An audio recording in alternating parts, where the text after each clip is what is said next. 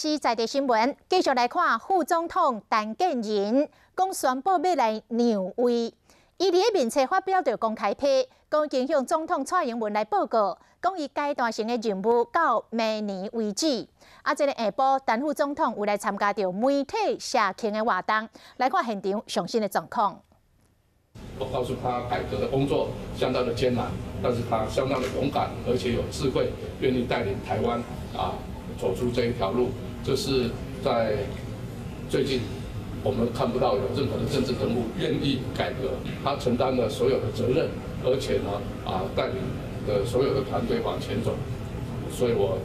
很尊重他，那他也很谢谢我这一段时间能够跟他在一起努力从事各项改革工作。副总统，所以你觉得最强的组合会是蔡赖配吗？我想最强的组合应该是让这一个总统来做一个考量，所以这一个最强的组合应该是要尊重大家互相协调出来的结果来进行最好。您花多久时间做这个处理？其实我本来就是给自己一个阶段性的任务是4年，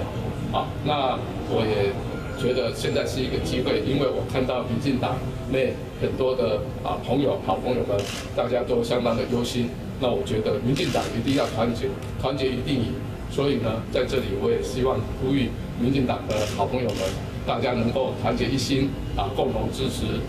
蔡总统，让他有更大的空间，好好的做最好的整合。